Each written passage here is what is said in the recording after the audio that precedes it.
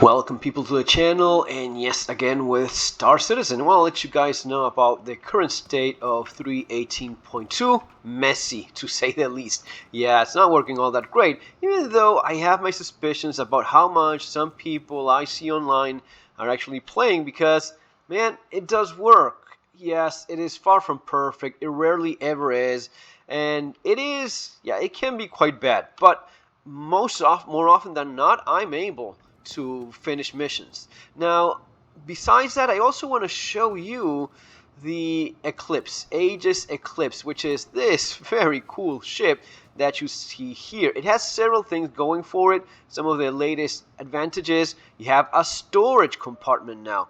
Now, the storage compartment is not huge, but I remember back in the day liking the Aegis ECLIPSE a lot, but I was missing some kind of storage. I want to have something there to drop a few more guns, maybe a bit of armor, anything. It gives you 250k. It's not a whole lot, but if I have a backpack, if I do my part, I do have the option of making the most out of it. And given how great this ship is for some of the key aspects of the game, man, it has to be one of my favorite ships right now. As always, don't spend more than you have to play this game. Buy yourself the cheapest package there is. You've seen me comment in previous videos: Aurora MR, 100i, whatever it is. Buy yourself the cheapest pack and earn it in game. This ship has been bought in game in just a few days. Super easy to do so. One of the other things that they've changed here is that you have more lighting inside. Now, this is not as interactable as it should be. Eventually they'll get around to it, but this is looking a lot. It used to be super dark, and I get it. It's like the super shadowy, concealed ship. It's one of these high stealth ships.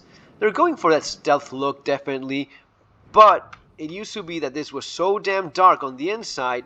I would have liked maybe a little bit more of a red color in that light. That would have been nice. But not complaining. I at least see some, and that's kind of the idea. Now, the ECLIPSE is one of those things that is pretty unique because it has size 9 torpedoes. The size 9 torpedoes basically allow you to one-shot hammerheads. Yeah, it's pretty impressive. Once you get how to get the hang of it, you can drop some of these ships like nothing. But not only that, you have 3 size 9 torpedoes, but you have 2 size 2 guns, which are also very nice to have. Let me see if I can get something here going. I'm supposed to have a moderate mission activated, but one of the things that are not working all that great is that it takes forever to missions to go live.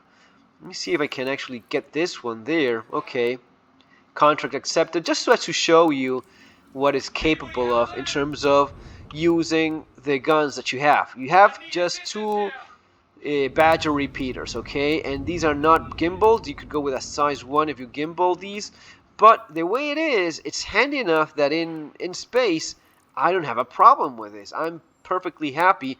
You know why? Because it has a massive capacitor. So it allows you to put a lot of rounds downrange. Now, whenever you mention the ECLIPSE, someone will come along and say, get yourself the Tally, the Retaliator, affectionately known as the Tally. Well, the Tally has, I believe, 6 size 9 torpedoes, which is a lot. It's great, but it is a massive ship, which I don't have a problem with, but it lacks guns. You are out of anything. Once you shoot those torpedoes, you don't have anything at all to shoot at anything.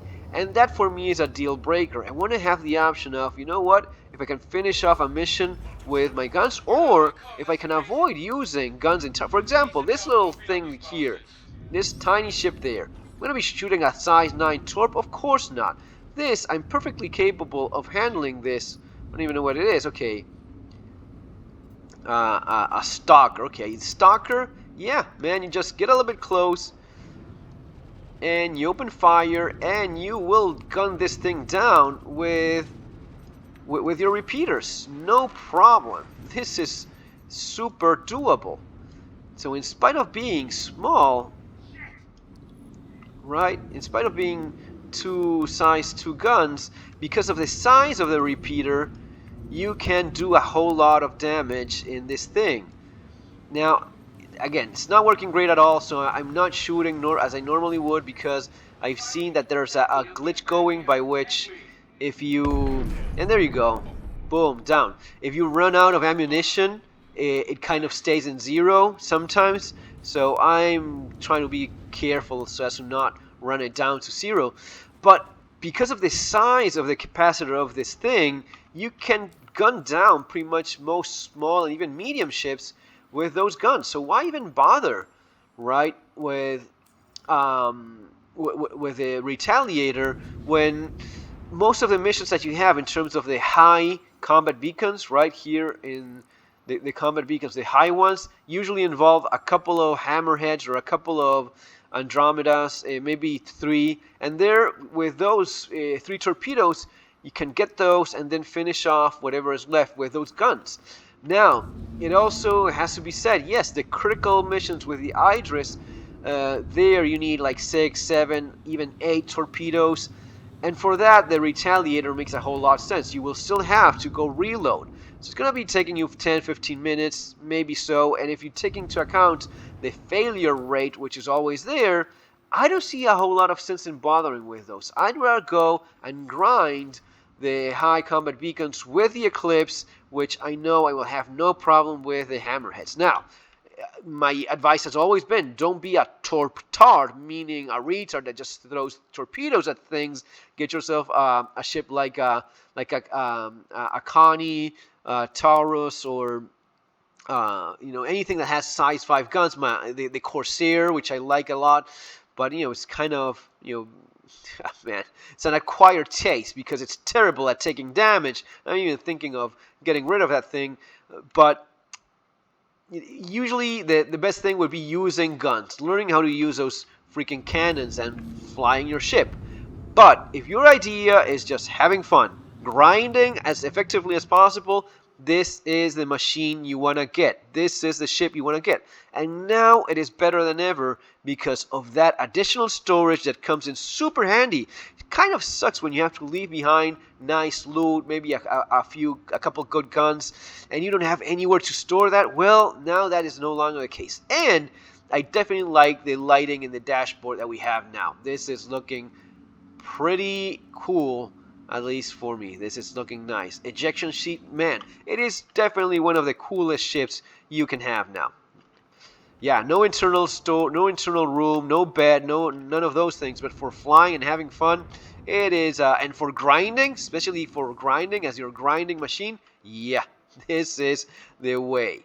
This is definitely the way. Guys, it's gonna be all for now. Subscribe to the channel, share, all that good stuff. See you on the next one. Take care.